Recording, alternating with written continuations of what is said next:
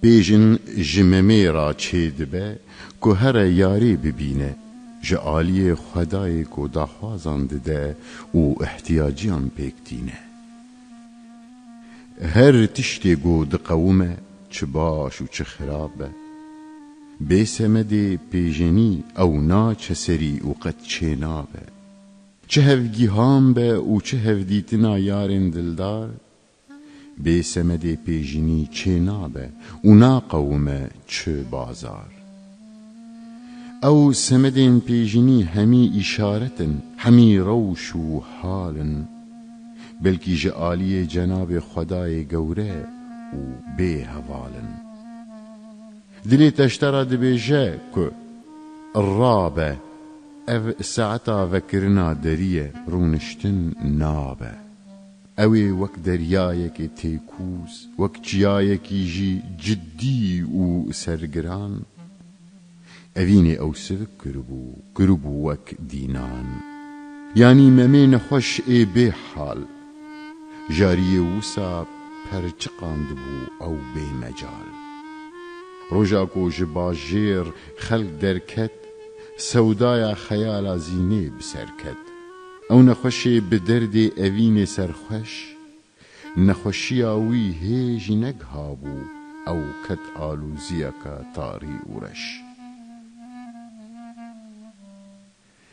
قلقيلك كدليوي يخمجين اي برشوات قد ندبو جيرا المالي آموشي وصبر وتبات رابو وجمال دركت او جنچاري او سمدي بيجني بو خزر وكت بيشياوي او خزر چبو بجينا دلبو او بجين چبو اوينا دلبو دلیوی لدجیوی بو اسیانکار و سری لگراند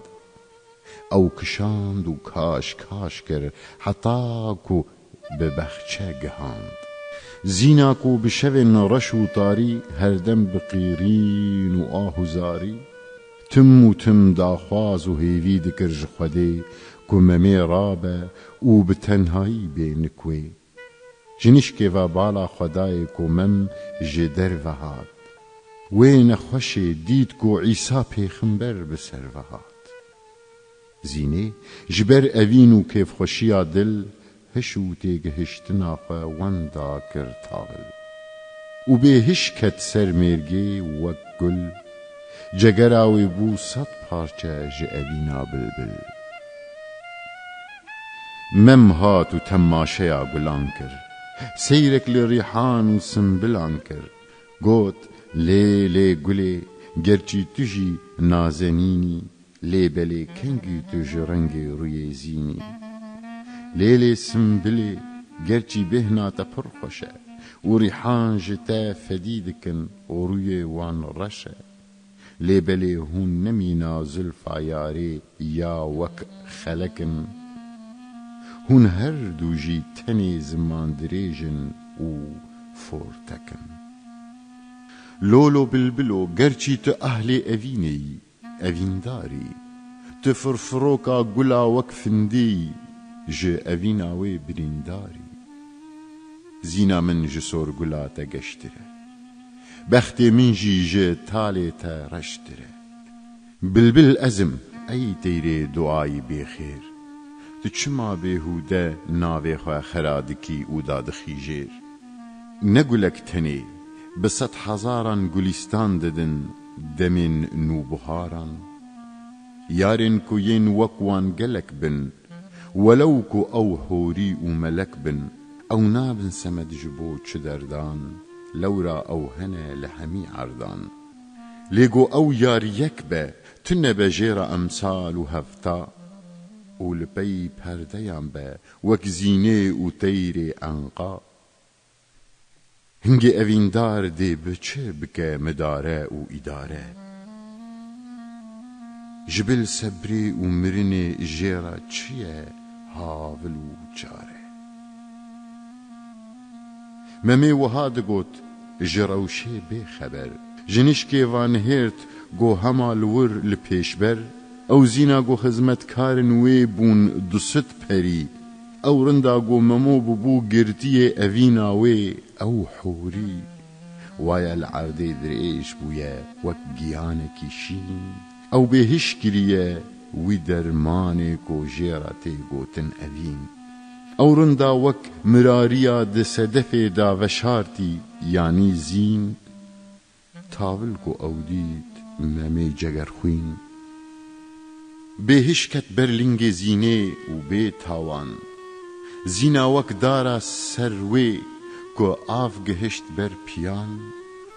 وک گلکا پندک بشکوی جخوا سحره و ببلبل خراب و جود رونشت لبره گوت گلو او خوا یان بخوا خیاله او خونه گلو راسته یان پوچ و بطاله بکرتی پشت ست خیالان خطیا بهنا زلف و خالان زینه کو به کپوی ممه گهاند او نیچیرکیری میری بداوک وجاند رابو دید گوایه لپیش دست زینه نهرد کو هر دو دست نوید دست زینه من هر دو گلک لپیش بره هفلال نه پیو و خبر نه گوتن و گال گال بره جهاو را اشارت دکرن بدستان پاشه گو وبو لوان گوتن و زمان او قاس پیو گوتن بهورا او قاس شوتین جدر ده هورا او قاس شکر بهورا ریتن او قاس شی لیوین هف میتن و میتن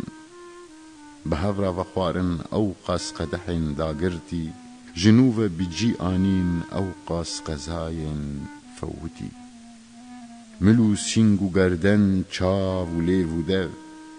چنه و دیم و رو همجي پلکن گهن هف یکا یک بدل جهف دخستن جارنا هف را دمیسان جارنا هف دگستن او هر دو ين لیو زوا ين جبو گیهانا هف تی بهند کرن گردن هف بدلن وک پیتی زین بروی خواه مینا فنده بو فنده شوق و شمال جروس کرونایی بلاف دبون جوی رنده ممیجی وک فرفروکک بو به چاو دیتن ددا خواه فر لاشی خواه و گیانی خواه ددان بر ایگر جانوسا گشت بو آگری اوینه ایدی پروانه دما قد جبوزینه هر دو دوی حالی دا واتا و اشکره بون بی پرده و سپارتک بی کوشک و سرابون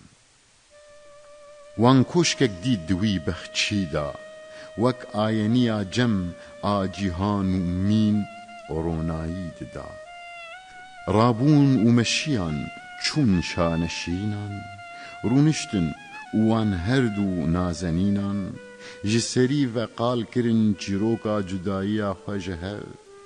پیجنن خواه جنو و قال کرن بزمان و دب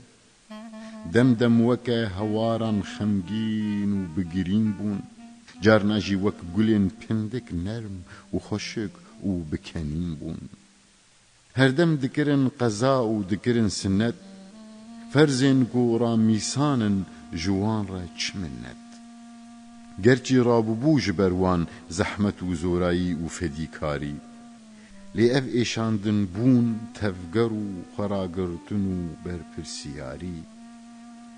او گرچی جهف هیوی دار بون دکرن هیوی لی دی ساجی زیده ندچون برجیر و نشوی اوینا دلان دا جسینوران را دربو لی سینور حنک و یاریان جی کمر بو اوینا کو گهای سینور کمالی و بیکی ماییه آوا گوش سر چاویه و زلال و پاک و صافیه البت دی خواه بپارزه ج خرابیه و قطناک قبولا قریجه و پیسیه هم جوانی و بهار هم جی بخچه و یار گلو دنیا دا چه دا خواز ما جبو کو مروف ببه بختیار خاص ما کو هبه اوینه که زیده یاد و عالی و جوی اوینه لیو زوا ببن هر دو عالی ایدی چه ببیجم از نزانم نزانه کو چه ببیجه زمانم